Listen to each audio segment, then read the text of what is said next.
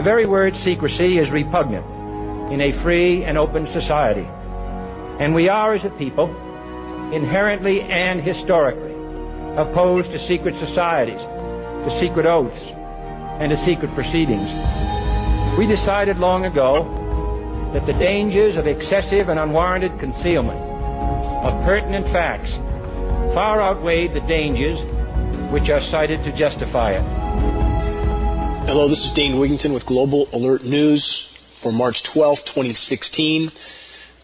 This show is broadcast on Saturday mornings, 6 to 7 a.m., KQMS. For our internet listeners that don't know where it's broadcast live, it's KQMS, Northern California. This is a commercial-free news hour paid for out of pocket, so we don't have sponsors telling us what we can say or what we can't say, or that might get upset if we say something they don't like.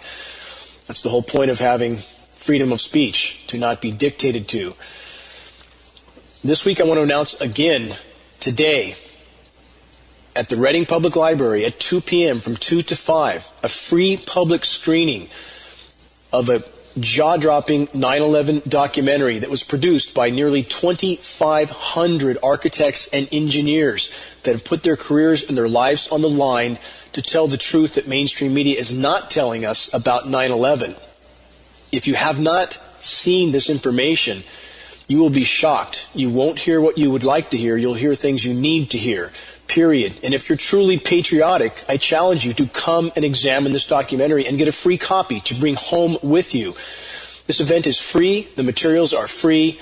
The only goal is to try to get the word out, because the official narrative on 9/11 is so far beyond impossible, it's utterly ridiculous. And when you see the information to back this up from, again, 2,500 architects and engineers from around the globe presenting data that is absolutely irrefutable, if you truly care about your country, if you're truly patriotic, if you truly want to fight for the common good of your country, show up and get a DVD you can share then with others.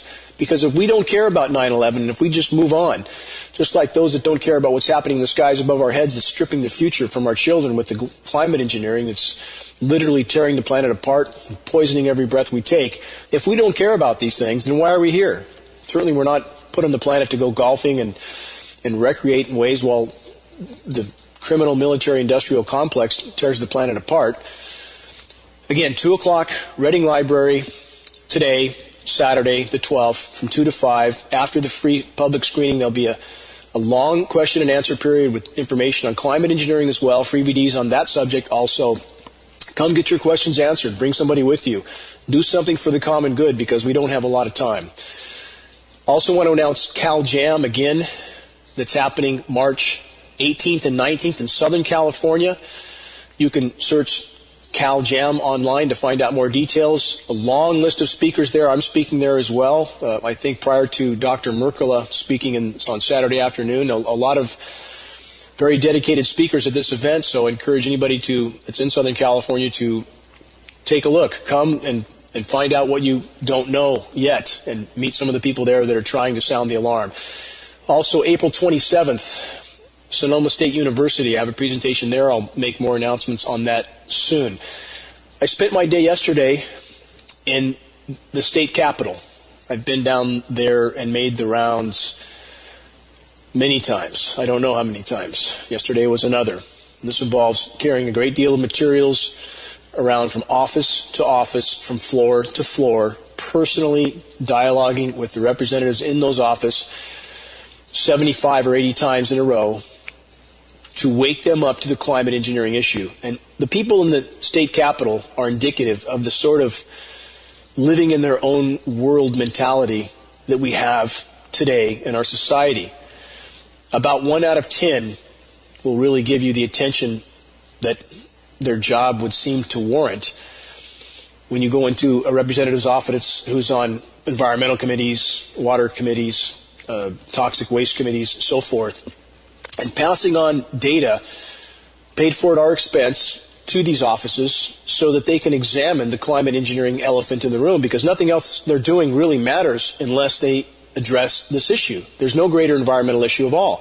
In fact, in one of the offices, they're focused on the bee mortality, colony collapse disorder. And we have all the studies that focus on glyphosate and other farm chemicals that are definitely bad. But since we now have peer-reviewed data to prove that the bees are dying from massive aluminum exposure, just like we've ranted for well over a decade that this material is coming down in our rainfall, and we knew the bees were dying 1,000 miles out into the wilderness away from any farm, how could it just be farm chemicals? And yet here you have a supposed U.S. or state representative investigating this issue, and they don't even know about the studies on aluminum. We have people living in, again, bubbles. And when you're passing out information to people like this, and I encourage everyone in every state to do so, get an armful of flyers. I happen to pass out commercial DVDs and magazine copies as well with articles that we've done in those magazines. But even just flyers to go around to every single office and learn what to say to these people so you don't shut them down. You can't go into a long rant. You can simply say, you're trying to pass out data from researchers that are trying to sound the alarm on the fact that global geoengineering, aka solar radiation management, is already going on, and that we're trying to expose this issue. The public has a right to know. You need to say something very short, less is better, and pass on a credible flyer to these people and move on. And you can do a great deal of good. In fact, I've had one of the congressional aides there take me aside and say, quote, "We all know what's going on, we don't know what to do." Well, it's unfortunate that they don't know what to do because it's their job to do something. But at least now they know. And why do they know? Because repeatedly, I and others have tried to bring it to their attention. Again, I've made the rounds in the Capitol to every single office, giving every office an armload full of material at least 6 times. And did it again yesterday, all day yesterday. So this is the kind of thing that each of us can do, should do. In county offices, state offices, we have to take these kinds of steps. We have to reach critical mass as soon as possible. On that note, I'll have legal announcements soon on the filings for trying to expose climate engineering. I believe next week I'll have an announcement on that. I'm waiting to get final details there, so I just want to give some sort of update on that. Now, I want to say this, as the walls close in on all of us, and they're closing in, and it doesn't matter whether you don't believe it. It doesn't matter. You will believe it soon. As I've said over and over and over, you can't hide from what's happening much longer. And I think about someone I watched as a child so religiously, Jacques Cousteau. Do we even see Jacques Cousteau anymore? How many people even know who he is, younger people? Because they don't show programs like his anymore, because the power structure doesn't want people to know how bad it is. So people like Jacques Cousteau have sort of disappeared off the radar. He absolutely changed my life, changed the lens through which I see the world. I hear his voice in my head so often. I watch his programs over and over and over, and his words ring in my mind when he said, "Not only have we forgotten we are one people, we have forgotten that we have only one planet." How simple is that? And how forgotten is that? We must remember this mantra, this kind of mantra from people as wise as Jacques Cousteau. The weather around us, what supports life on Earth? Why do I keep going back to climate engineering over and over and over again? Because when our very life support system is being completely derailed, our air, water, soil is being completely toxified. And interesting, at the state capitol yesterday, some of those people, you could tell them that their head was on fire, and they wouldn't even flinch. They live in total bubbles, total isolation, as if their little world is going to keep going when the rest of the world collapses. They're in for a very rude awakening, and very, very soon. So with those people, you can only plant the seed and move on. But about every 10th person, you'll find someone in one of those offices that still has a shred of conscience left. And for such people, the whole trip is worthwhile. It's worthwhile because they may be the person that causes the avalanche of awareness to happen at that Capitol. I dropped off data as well to Lieutenant Governor Gavin Newsom's office and secretary, whom I've met with Gavin before in the past. Just read the email exchange I had with Lieutenant Governor Newsom recently, where his denial is as rampant as ever. But at least he knows that we know he knows, and that matters. And that's eating at him. It's clearly eating at him. And he knows the public now increasingly knows that he knows. And that's the kind of message we need to send to all these people, the meteorologists, the so-called elected officials, agency personnel, that we're giving them the data so that they can't say they didn't know. And that's the point. And that point absolutely matters. So back to our our climate engineering nightmare that's derailing weather, completely disrupting the so-called El Nino, which still hasn't happened. The Weather Channel plays at these big events as we're getting all this rain supposedly in Northern California, and there's a few places that flood, but the big flooding rains aren't happening, period. Where I live, it normally gets 70 inches of rain a year, and we are getting little more than drips and drizzles. The rain totals are adding up somewhat, but they're far short of what we historically gotten, even in non-El Nino years. Some of the places in the valleys are getting their normal annual rainfall or more, but not in the mountains surrounding the valleys. That's not happening. The mountains that should get 2 to 3 times the rainfall of the valley locations, this is not happening because the atmosphere is being so laden with these aerosols that orographic enhancement, the wringing out of the rain as it passes over the topography, is not happening. So that's why we have lakes still largely empty. Now, Lake Shasta is coming up some now because they've had the flow of the river down to a trickle, trying to hold whatever water is in the lake still there. But from runoff areas on roads that we have out here that historically got washed out 10, 12 times every winter, it's not happening. The rain is not coming down in very, very hard deluges in most places in exponentially higher amounts than the valley areas. It's not happening. The weather's being completely manipulated, and again, as we have record high temperatures on the East Coast, again, for those that didn't notice, some 35 to 40 degrees above normal in places of the United States, and we still have people ranting global cooling. I only encourage people to do some research, and especially if you're fighting climate engineering, or you think you're fighting climate engineering, and yet you're repeating the official narrative of the fossil fuel military-industrial complex that tries to state or plant the seed that the planet is not warming because that helps them sell geoengineering. If that's the narrative you're repeating, you're not helping in the fight to expose and stop climate engineering. We need to recognize the fact the planet's in total meltdown, and climate engineering is making it far worse, not better. That's a very simple mantra. The planet is in meltdown, and climate engineering is making it worse, in addition to contaminating the entire surface of the Earth. Now, as this happens, as it unfolds, as I've stated again over and over, the U.S. and Western powers, as they're being backed further and further into a corner, which they try to hide by pumping up the stock market, which they're doing again, in spite of the fact that global shipping is almost at a standstill, and yet the market goes up. How is that possible? Because the market is totally fictitious, and those who buy into the market, one, you're supporting the insanity by going along with the system, and two, you're going to be in for a rude awakening soon. You might not believe it, but you will. So, again, stating the truth that the U.S. and Western powers are in fact provoking conflict around the globe. This is an undeniable fact. But in stating that, does that mean that I'm pro-China or pro-Russia? And the answer is, of course not. If either of these nations had the massive military might that the U.S. has, they would be behaving in exactly the same manner. But how does such a fact excuse the U.S. provocations? Does it excuse it? Of course it doesn't excuse it. The military-industrial controlled corporate media criminals whose job it is to justify all that the empire does, and this is the same media spin machine that puts out the most propagandistic and truly disturbing military recruiting commercials, by the way.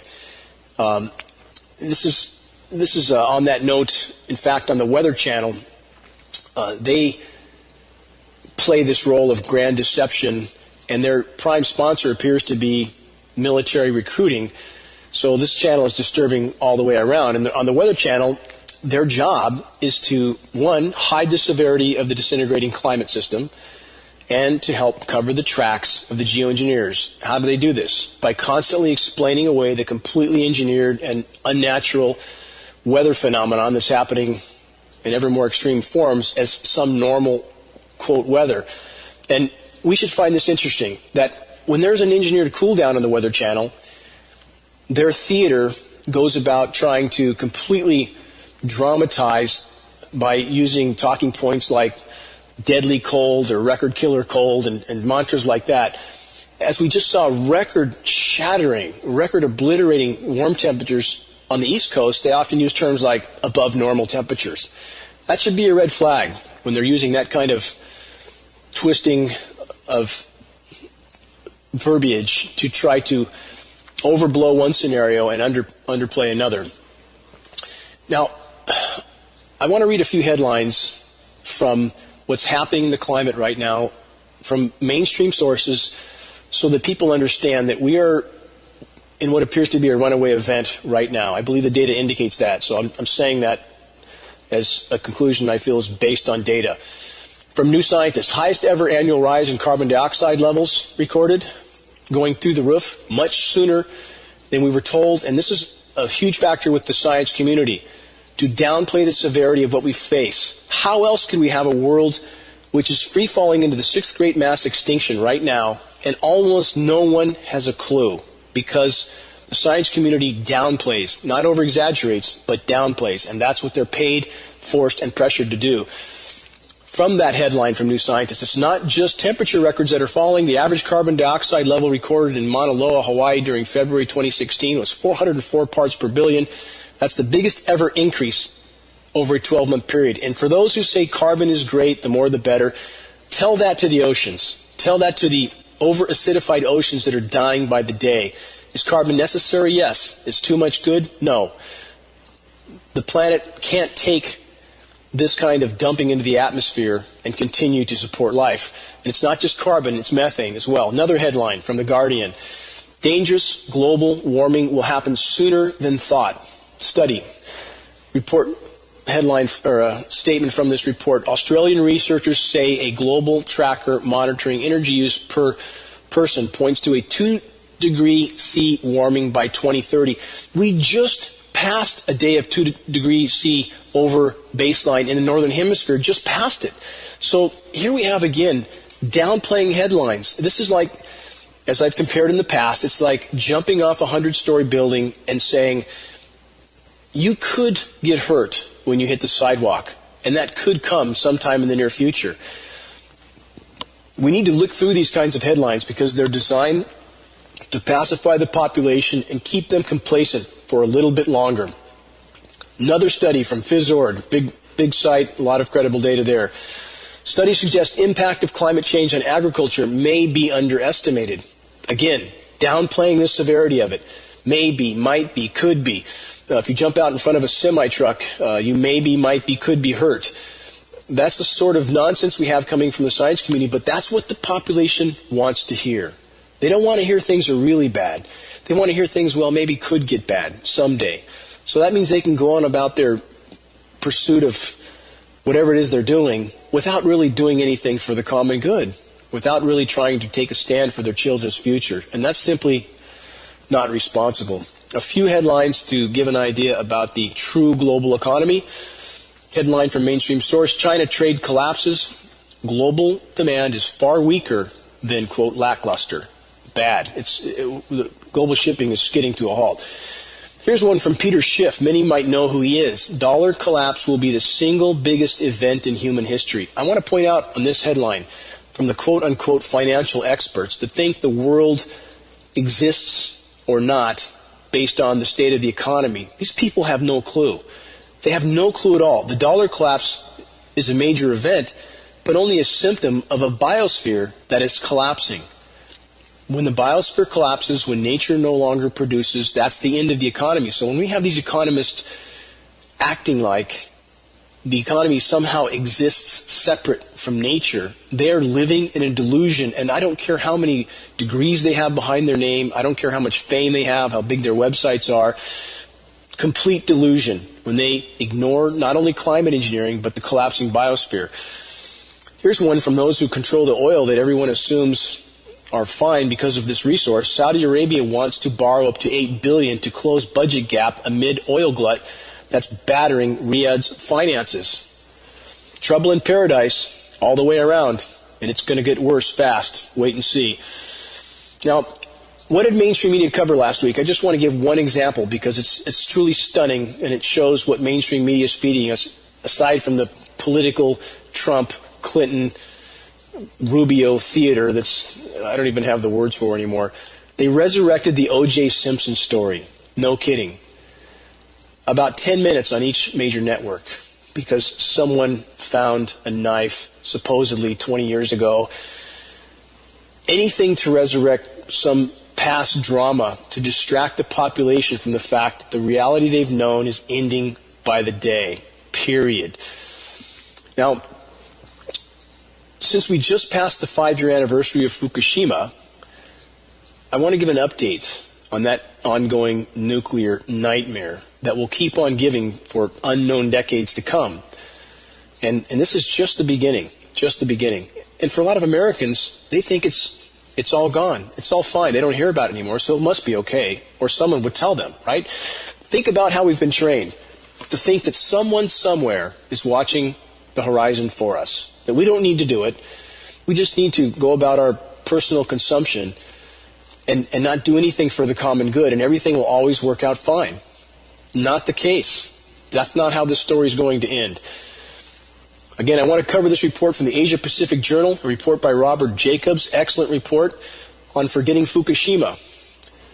Because regarding Fukushima, it's important to remember, for those that have not followed this issue, that if this disaster continues, it may kill us all if other factors don't first. This issue has not gone away, anything but. From the report, this month the media and social networks are busy remembering Fukushima on the 5th anniversary of the earthquake, the tsunami, and the nuclear meltdown. But what we're really observing is the beginning of the work of forgetting Fukushima. Fukushima is taking its place alongside the many forgotten nuclear disasters of the 70s, like Mayak and St. Susanna. Soon all that will be left of the Fukushima nuclear disaster are the radionuclides that will cycle through the ecosystem for millennia.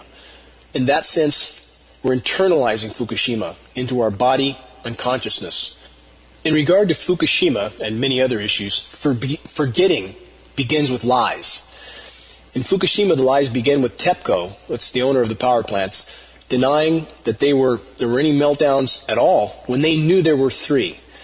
They knew they had at least one full meltdown by the end of the first day, less than 12 hours after the site was struck by the powerful quake, which knocked out electrical power to the site. TEPCO continued to tell this lie for 3 months, even after hundreds of thousands of people had been forced or voluntarily evacuated to leave their homes. And just last week, TEPCO admitted that it was aware of the meltdowns much earlier. Or to put it bluntly, it continued to hide the fact that it had been lying for 5 years. The government of Japan had such weak regulations of the nuclear industry that it was completely reliant on TEPCO for all information about the state of the plants and the risks to the public. It was reduced to being nothing more than an echo chamber for the denials coming from a company that was lying. This is business as usual, everyone. This is business as usual across the board. That's why we can have, quote-unquote, watchdog agencies telling populations that there's nothing to worry about from the radiation from Fukushima. There's nothing to worry about from the toxic heavy metal falling from our skies, from the climate engineering programs, Flint water, nuclear plant leaks in other areas. This is business as usual. The report continues.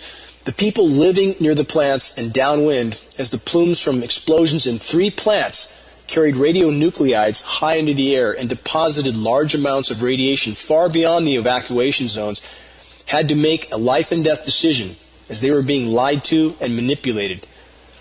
Lying about nuclear issues is not unique to Japan or Fukushima, and it began with the first use of nuclear weapons against human beings in Hiroshima and Nagasaki. When announcing the first attack, President Harry Truman referred to Hiroshima as the military base and said it was chosen specifically to avoid civilian casualties.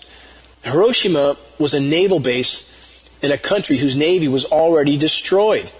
But the truth is that the city was chosen to demonstrate vividly the power of the superweapon and the bomb that was aimed at the city center, the area most densely populated with civilians. After the war, the U.S. claimed that these attacks, in which over 100,000 people were killed instantly, actually saved lives. This is the world we live in. Black is white, up is down, night is day.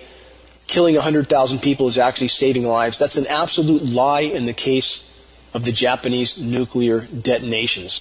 Japan had in fact already lost the war, was looking for a means of surrendering, and the U.S. dropped those bombs to demonstrate that not only did the United States have such weaponry, but we were willing to use it.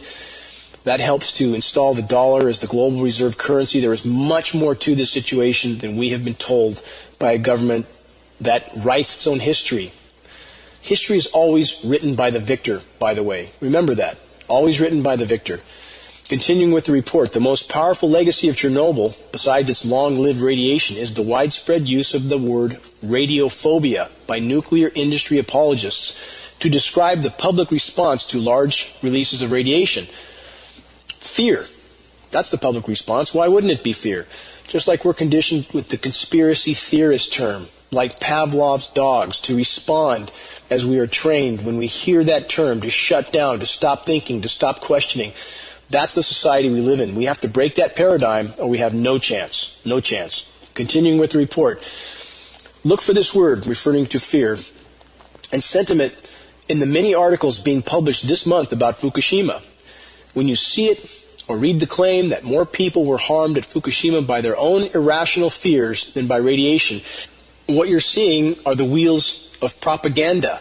Such a statement could not be further from the truth. People have absolutely been harmed irreparably, permanently. The harm continues. It's only begun from Fukushima, but we have again the industry apologists, the media apologists whose job it is to keep business as usual until there's nothing left of the planet. That's the road we're on. Continuing with the report, behind those wheels, the wheels of propaganda to downplay the severity of the issue, that's what we're talking about. Behind those wheels are the shattered lives and emotional well-being of hundreds of thousands of people whose communities were destroyed, whose families were ripped apart by the Fukushima disaster, people whose anxieties will rise every time they or their children run a high fever or suffer a nosebleed or test positively for cancer, people whose suffering at no fault of their own is becoming irreversible. It is irreversible, by the way. It's not becoming irreversible. Soon, when we talk about Fukushima, we'll reduce the human impact to a quibbling over numbers. How many cases of thyroid cancer, how many confirmed illnesses, lost, hidden, forgotten, will be hundreds of thousands of people forced to flee their homes, in many cases permanently, and try to rebuild their shattered lives. Public relations professionals and industry scientists will say that these people did this to themselves. This is the tradition of nuclear forgetting. This tradition applies to everything. Stopping from this report, it applies to how many crimes of the power structure, and now, bigger than all other crimes, the geoengineering insanity. How many people have already become a statistic of mortality from the climate engineering assault? How many? We could never, ever quantify it. We know we have respiratory mortality going from 8th on the list to 3rd from 2005 to 2010. Every other commercial on TV is an asthma, COPD, Alzheimer's commercial, or autism foundation commercial. We're living in an insane asylum. We truly are. When this kind of direct assault on the web of life on human health can be going on above our heads, we had Fukushima, we had countless other issues, and yet people go on about their lives as if there's nothing wrong. We should take a good look in the mirror because we bear the responsibility for our lack of action. For a lack of action. In the words of Martin Luther King, there comes a point when silence is betrayal. And we are well past that point. How can we look our children in the eyes if we don't engage in the fight for the common good now? Continuing with the report. The production sites of the Manhattan Project are being transformed into Disney theme parks of America. American exceptionalism.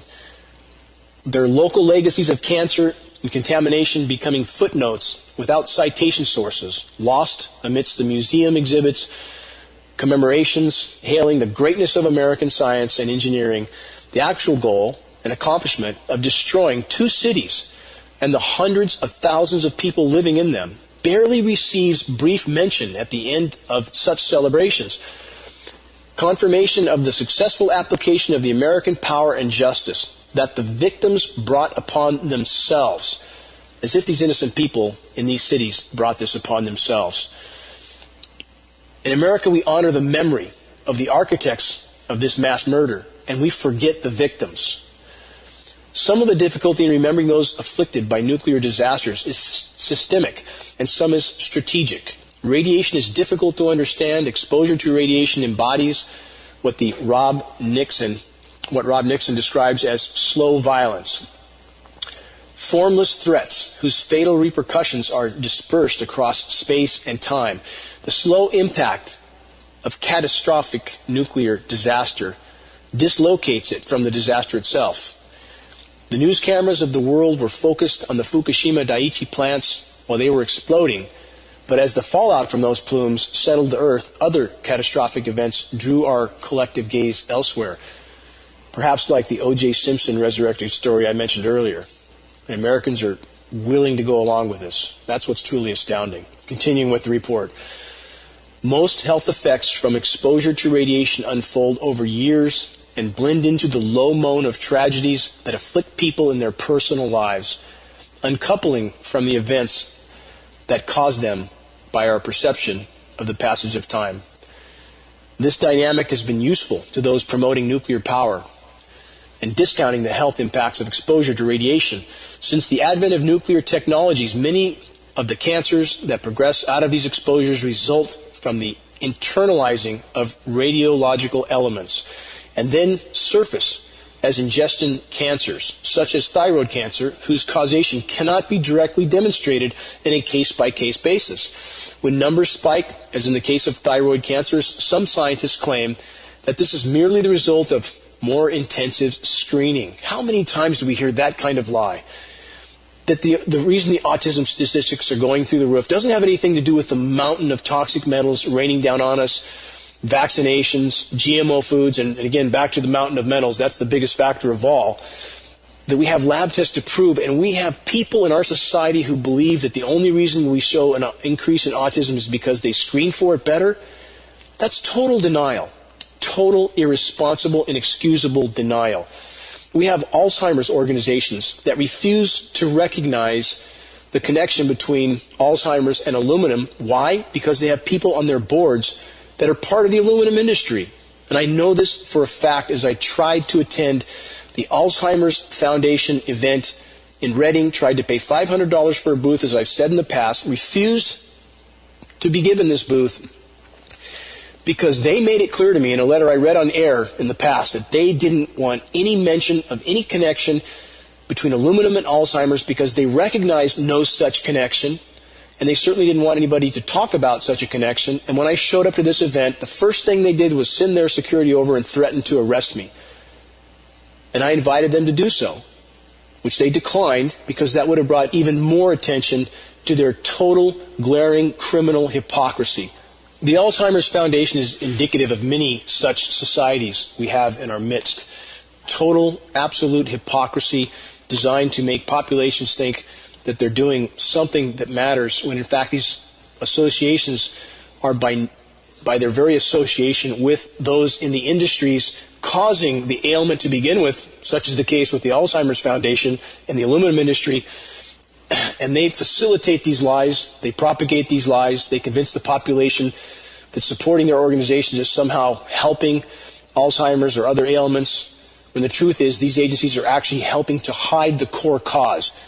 Back to the Fukushima report, this kind of data manipulation of ambiguity is the bread and butter of the denial of the health effects of widely distributed radioactive particles, such as the situation facing people living downwind from the Fukushima plants. How about the whole U.S., especially the western U.S.? In addition to thyroid cancer, ingestion cancers that are caused by internalized particles tend to appear as lung cancer, bowel cancer, stomach cancer, throat cancer, and cancers of other parts of the body that process what we inhale and swallow. These cancers are common and have multiple origins, allowing nuclear apologists to obfuscate the role that radiation played. This is strategic forgetting, pacifying the population, if you will. We have to do more than remember Fukushima. We have to learn how to remember Fukushima properly and accurately. To do this, we must learn to see the impacts of radiation exposures before they become vaguely visible as cancers nestled in the health population's statistics. Already higher than normal rates of thyroid cancer have been detected in children living in the plumes of the Fukushima explosions. But before we're reduced to arguing about numbers of attributable cancers, we need to learn to see the larger, more subtle manifestations of radiation disasters in the human community. How incredibly true is this premise in regard to the ongoing aerosol operations in our skies? How much devastation has already been caused by the greatest human misstep of all in the course of human history so far, global climate engineering, and the nuclear issue may supersede that. Again, I've always stated the greatest and most immediate threat faced by life on Earth right now is climate engineering, short of nuclear cataclysm. But those two are married together, and I'll get to that in a moment. Those two issues are inseparable because some of the same mechanisms of mass destruction used for climate engineering, like the ionosphere heaters, may in fact be directly linked, as I have stated in previous shows, to the Fukushima disaster, and may lead to many Fukushimas in the very near future. I'll explain that further in a moment. Finishing now with this report, again on the 5th anniversary of Fukushima, that many Americans unfortunately somehow think has magically fixed itself, couldn't be further from the truth. The report continues. Hundreds of thousands of lives have been disrupted by the Fukushima disaster, leaving people who must pick up the pieces and carry on by themselves. There's good reason to fixate on the chaos that is the remediation of Fukushima, and to track the ceaseless entry of radionuclides into the ocean that will continue for decades, in actuality much longer than that, but we won't know how long till we get there.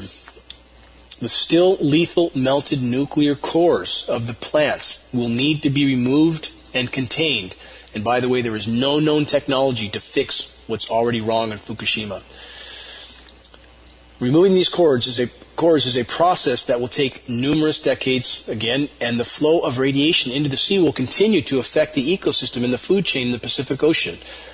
However, we should not allow our gaze to remain fixed on the nuclear plants. We must learn to see the deep wounds to society that are left to heal in the darkness. We must learn to bring the whole of the population and ecosystems that suffer from radiological disasters into the light of our awareness and concerns. We must grieve for all that has been lost, and we must hold government and the TEPCO Corporation responsible for assisting those whose lives have been shattered.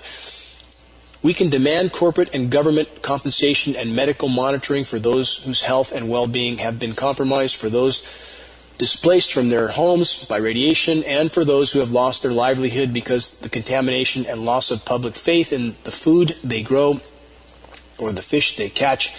We can remember all those who have been affected, and we can learn how to understand the long, slow violence that follows behind the compelling first week of the nuclear disasters yet to come. First, to recap this report, TEPCO and the Japanese government absolutely knew that there was full meltdowns on the first day. And how many Americans still today don't know? They still don't know. In fact, if you brought this up to many Americans, they would question it, because they're not hearing this on mainstream media. No, they're hearing about O.J. Simpson, aren't they? Or they're hearing the latest mudslinging from Donald Trump and Rubio and Hillary Clinton and the circus of clowns. Americans don't know because so far the vast majority don't want to know. And for those who, again, try to share real data and real truths with people who don't want to hear that, and the resistance you get from those people, I hope you are not deterred from your appointed task. Don't let the opinions of people who don't want to know deter you from at least delivering the truth. That's your job. Once you know about this, and once you feel the urgency of what's happening around us, and it's backed up by data, those of us who are engaged in this fight know we can't do anything else. I can't. Again, at the Capitol yesterday, I encountered, 50 people, 50 different representatives in different offices that clearly didn't want to hear anything. But I certainly wasn't about to retreat because they didn't want to hear it. It's my job to deliver the data to them in a clear and confident fashion, period. The burden's on them after that. So we should never let such resistance slow us down from the task at hand. And with the climate engineering issue, unlike all other issues, it can't be hidden much longer. The climate is disintegrating. This will become ever more evident in the coming weeks and months as we see more and more unprecedented events unfold. Now, the Fukushima plant is a stunning example because it shows simply business as usual. No matter how bad it is, no matter how obviously and verifiably bad it is, we're told it's nothing. Don't worry about it. You're simply panicking or fear-mongering. And a lot of the population buys this. In previous shows, I've been accused on the air of fear-mongering because I have the audacity to give credible and verifiable data on the air that some people don't want to hear. It's not my problem if they don't want to hear it. It's simply a responsibility to say it. So if we plug the example of Fukushima into climate engineering and how much larger an example that is at the moment, we have the same scenario playing out again on a much more vast scale that's continuing every day. We're not only breathing the nuclear fallout on the west coast of the U.S., we're breathing a constant bombardment of aerosols as the western U.S. is being used, at least in the previous week, and looks like in the coming few days, as what amounts to an evaporative cooler for much of the country. Massive streams of moisture flowing in off the western U.S. coast are being aerosolized, which floats much of the moisture over us, creating an unimaginably expansive, largely rainless cloud cover over half the United States. Now, meteorologists are either unimaginably ignorant of the job with which they are credited with, or they're lying. Take your pick. And as an article I just published this last week about organizations like AMIG, the Arctic Methane Emergency Group, who puts out credible frontline data on the severity of what's unfolding with the climate, but then astoundingly announces that we should all support the immediate deployment of wartime scale global geoengineering programs, as if those programs have not been going on already for 70 years. So as is the case again with the AMIG scientists, Guy McPherson is one of those scientists. McPherson is part of the AMIG group, and Guy is an interesting case in point because when I first connected with Guy McPherson, he certainly did not deny that climate engineering was going on. In fact, he allowed me to draft and post on his blog, Nature Bats Last, an article elaborating on the climate engineering issue. The article was titled GeoEngineering, Dangerous Proposal or Lethal Reality. And that article, with no ambiguity, stated clearly that climate engineering was going on, which McPherson posted on his blog. He received a tremendous amount of resistance for that article from his academic peers. And somewhere in this process, McPherson seems to have done a complete about-face and decided denial of the issue was his best strategy. To simply say, it's all over, we have no chance, and never mentioning the climate engineering factor that could be stopped, that could give the planet the chance it needs to perhaps find some new equilibrium.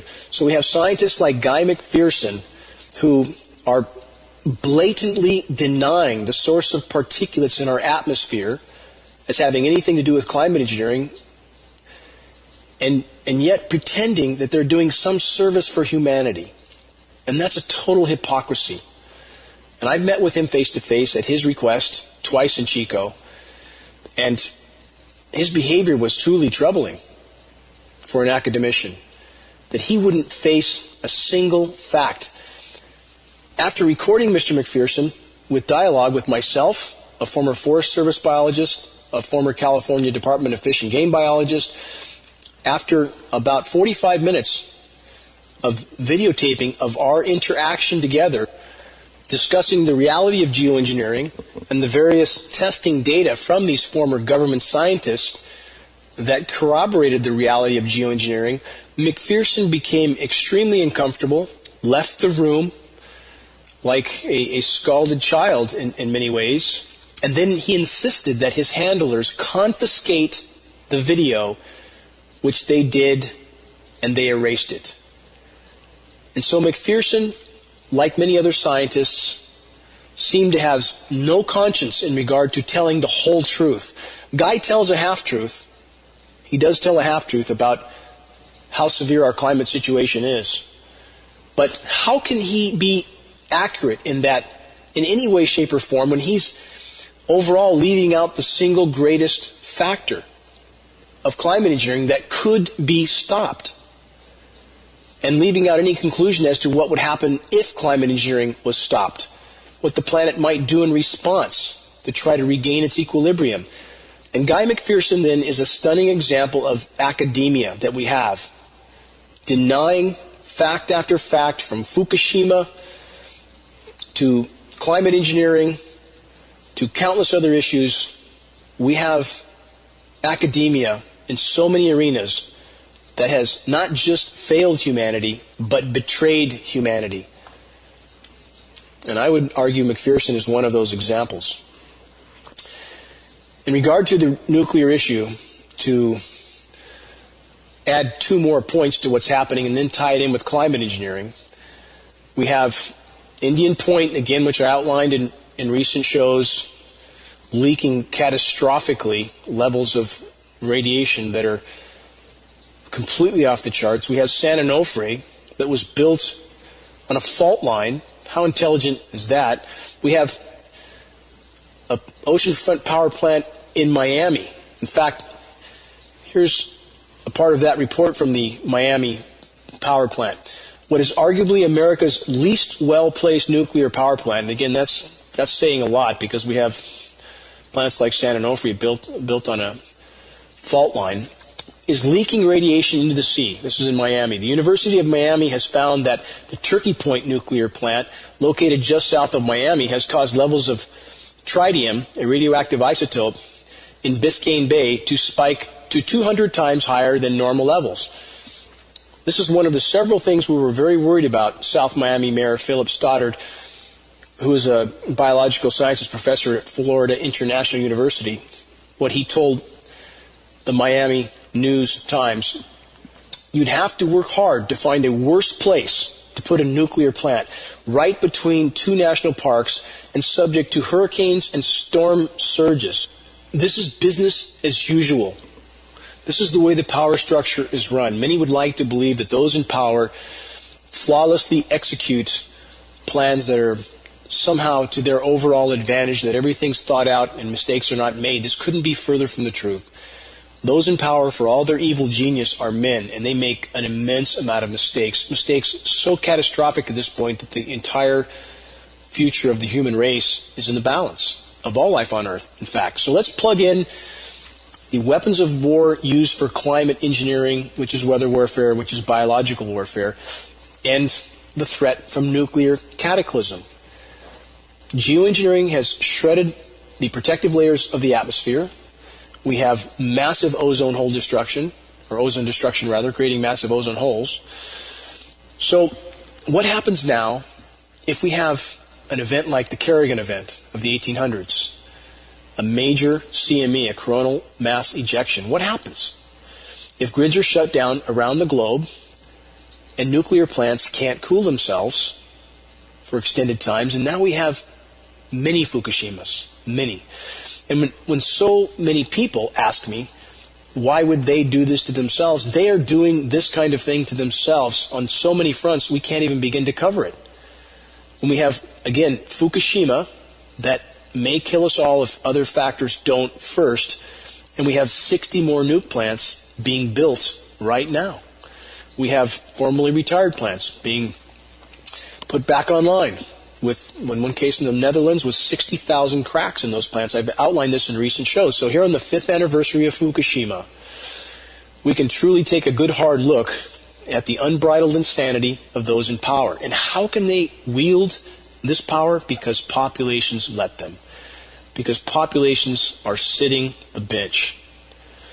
So again, with climate engineering tearing the protective layers of the atmosphere apart, if we have a major coronal mass ejection, a major solar flare, that may be the end of the road, right then and there, as those nuclear plants melt down. And even without that, as industrialized society collapses, and it's starting to collapse, these nuclear plants take decades to shut down properly. What happens to these hundreds of plants that are around the globe right now? How do we shut them down?